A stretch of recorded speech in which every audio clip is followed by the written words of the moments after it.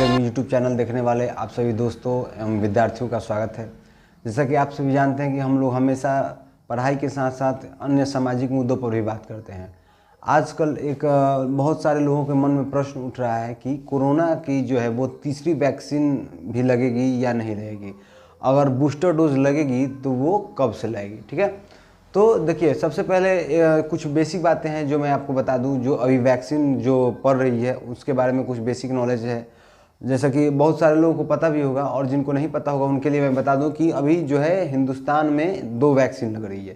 पहली कोविशील्ड है, कोविशील्ड है जो अगर इसकी पहली खुराक अगर आज आप लेते हैं तो इसके ठीक 84 दिन बाद जो है इसकी दूसरी खुराक आपको लगेगी। ठीक है, अगर आप लेते हैं कोवैक्सीन, दूसरी वैक्सीन जो है हम लोग की ये कोवैक्सीन है, अगर आप कोवैक्सीन लेते हैं आज तो इसके ठीक 28 दिन बाद जो है वो आपको इसकी दूसरी खुराक लगेगी। ठीक है, तो ये जो है अभी 2 वैक्सीन अभी वर्तमान में जो है कार्यरत है।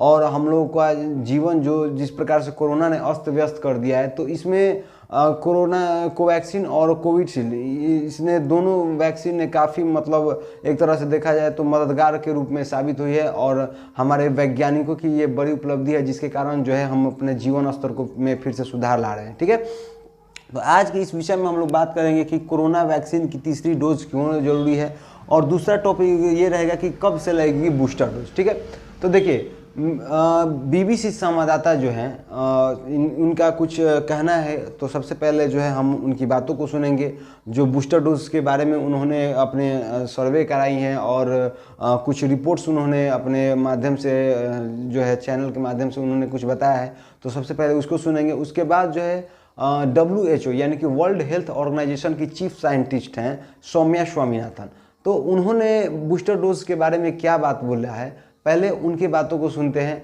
और इन 2 से 3 मिनट का वीडियो है ये, पहले उन वीडियो को आप देखिए और उसके बाद फिर जो है हम लोग आगे की बात करते हैं।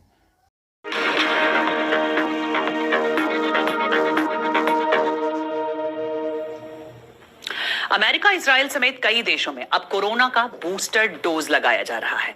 ब्रिटेन ने कई लोगों को बूस्टर डोज देने की घोषणा कर भी दी है। वहां करीब 3 करोड़ लोगों को वैक्सीन की तीसरी डोज दी जा रही है, जिसे बूस्टर वैक्सीन कहा जा रहा है। इन लोगों में 50 साल से ऊपर के लोगों के साथ साथ फ्रंट लाइन हेल्थ वर्कर और वो लोग भी शामिल हैं जो गंभीर बीमारियों से जूझ रहे हैं।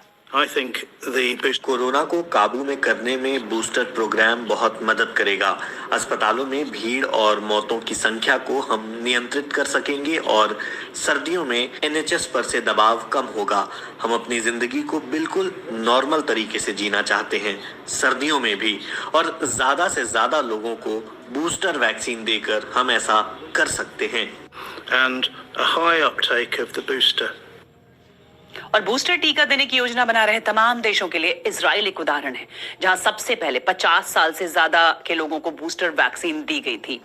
साथ ही कैदियों, वार्डन्स और गंभीर बीमारी से जूझ रहे लोगों को भी वैक्सीन की तीसरी डोज दी गई है। वहां कई विशेषज्ञ दावा कर रहे हैं कि जुलाई में शुरू हुए बूस्टर प्रोग्राम से काफी हद तक कोरोना पर काबू पाया गया और अब लोग संक्रमित भले ही हो रहे हों, लेकिन गंभीर रूप से बीमार होने वालों की संख्या कम हुई है।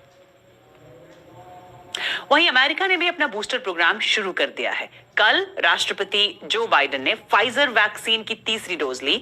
इसके पहले चरण में वैक्सीन की 10 करोड़ डोज लगाई जाएगी। राष्ट्रपति के chief medical adviser doctor Anthony Fauci ने कहा है कि इजराइल का उदाहरण बताता है कि बूस्टर वैक्सीन बेहद अहम है। और फ्रांस और जर्मनी जैसे देशों ने भी बूस्टर कार्यक्रम चलाने का फैसला किया है, लेकिन कई लोगों का तर्क है कि कई गरीब देश अपनी पूरी जनसंख्या को एक डोज तक नहीं लगवा पाए हैं। ऐसे में रईस देशों को तीसरी डोज के बारे में सोचने से अभी बचना चाहिए।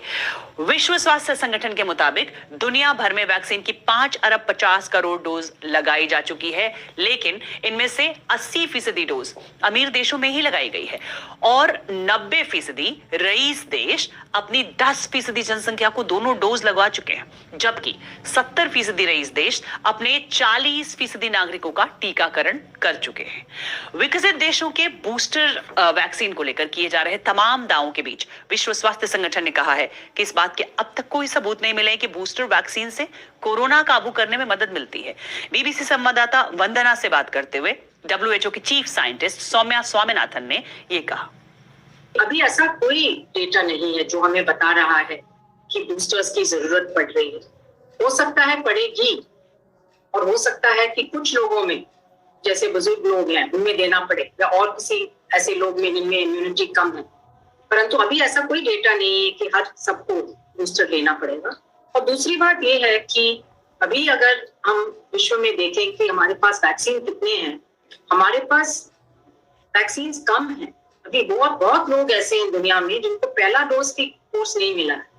तो पहले हमारी प्रायोरिटी ये होनी चाहिए, पहला काम ये होना चाहिए कि सबको पहला प्राइमरी कोर्स दें, पहले 2 वैक्सीन तो दिलवाएं, और उसके बाद अगर 1 साल बाद या 2 साल बाद बूस्टर की जरूरत पड़ेगी तो वो हमें साइंस बताएगा, वैज्ञानिक बताएंगे, वो स्टडीज जो चल रही हैं वो बताएंगी, तो उसके बेसिस पे हम कर सकते हैं। बट इस टाइम पे बड़ा ये प्रीमेच्योर है, और सेफ्टी की भी बात है। ये नहीं है कि आप तीसरा और चौथा डोज लेते जाएंगे तो अच्छा ही अच्छा है, ये भी हो सकता है कि साइड इफेक्ट्स भी बढ़ जाए, तो ये भी हमें गौर से देखना पड़ेगा। तो इन वजहों से हम कह रहे हैं, WHO कह रही है कि अभी बूस्टर्स देने की जरूरत नहीं।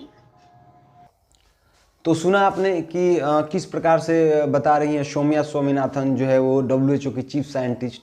उनका ये कहना है, और कहीं ना कहीं हद तक उनका कहना सही भी है, कि बहुत सारे ऐसे देश हैं जो दूसरा डोज कंप्लीट करके और तीसरा डोज लगाना प्रारंभ कर दिए, जैसे कि इजराइल और अमेरिका जैसे देश जो हैं वो बूस्टर डोज लगाना प्रारंभ कर दिए। लेकिन बहुत सारे ऐसे देश भी हैं जिनके पास पहली वैक्सीन की भी कैपेसिटी नहीं है।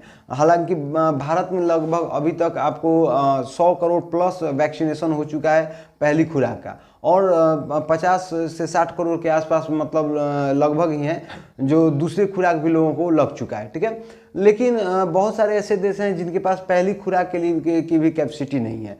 तो WHO की चीफ साइंटिस्ट जो हैं सौम्या स्वामीनाथन, उन्होंने WHO के रिपोर्ट के मुताबिक जो है वो बताया है उन्होंने कि अभी जितने भी सारे देश हैं दुनिया के, उन सभी को इस बात पे फोकस करना चाहिए कि हम पहली और दूसरी खुराक जो है उसको कंप्लीट करें, वैक्सीनेशन के साथ पहली और दूसरी खुराक को जो कंप्लीट करें। चूँकि हो ये रहा है कि बहुत सारे लोगों में ऐसा भी देखा जा रहा है कि दोनों डोज लेने के बाद भी लोग संक्रमित हो जा रहे हैं कोरोना से, ठीक है।